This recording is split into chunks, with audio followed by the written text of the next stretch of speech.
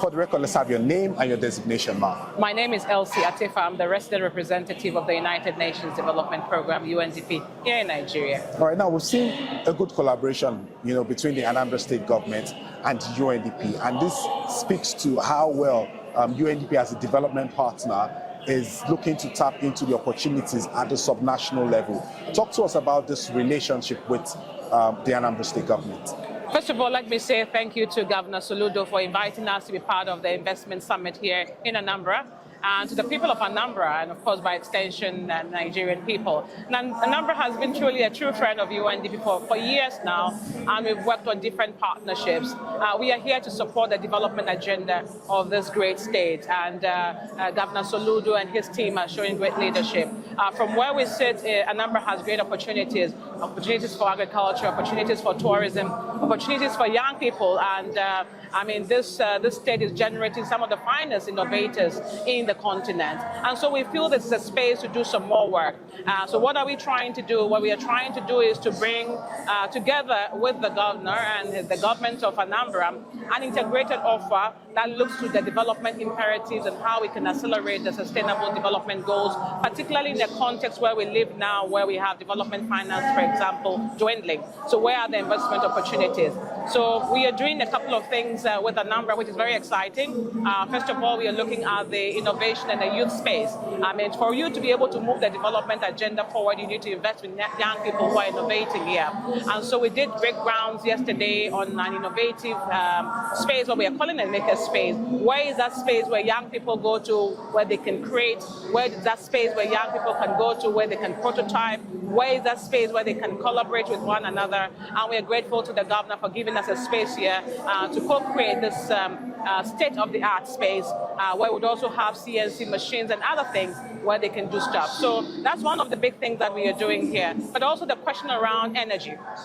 There is no way you move the development agenda forward and be able to push investments when you have deficiency in energy. And therefore, we are looking at also potentials for renewables, where we are looking at solar and other spaces where we can move that energy question.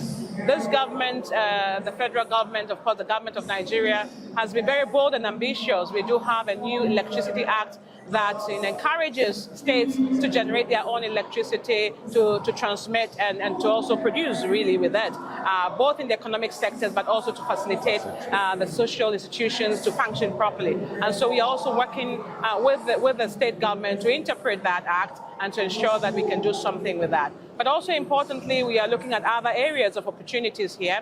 Commerce is one of the things that the governor is very excited about. Within the context of the Africa Continental Free Trade Area Agreement, we have a 1.4 billion market in the continent. How do we work with Anambra on regional value chains, for example? How would Anambra, for example, partner not only with us, the southeast states, Abia, for example, that is also in manufacturing, but also on some of the states in the southern sector, but also in the northern sector. We saw yesterday some of the cars that are being produced here. I think it's IVM that is being produced here. We know countries like Uganda are producing also there. So how do you partner even across countries where one part is producing some parts of the car and another. So you bring the value chain together. So these are all exciting times for us.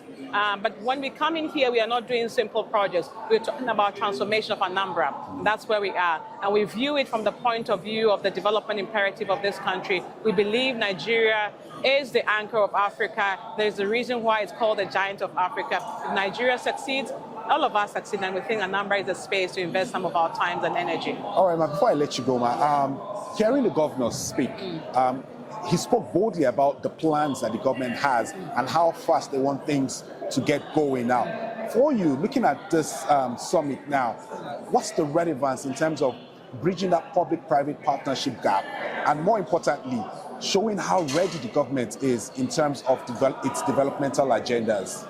Well, I think this summit is a bold attempt by the government to show that they're ready for business. I think listening to him today, we saw areas in the agricultural sector, we saw areas in the tourism sector, we saw areas in the technology sector, including the solutions innovation district and many more. So it's a great signal, and I think that in an era where many investors are looking for impact, not only in terms of profit, but also impact, social, economic, environmental impact. It's a good signal. And I think in the context of public-private partnership, certainly the government cannot do it alone. We need the private sector. And I see that they're creating enabling conditions for the private sector. They're risking for the private sector to invest, whether through infrastructure, whether through incentives and other things. And so I think from what I see, the state is ready for business, and I think we should be encouraging more of that. And I think Anambra is showing inspiration for many of the states in the country. All right. Thank you very much for your time. Huh? Thank you. The pleasure. Thank you very Thank much. you. Cheers.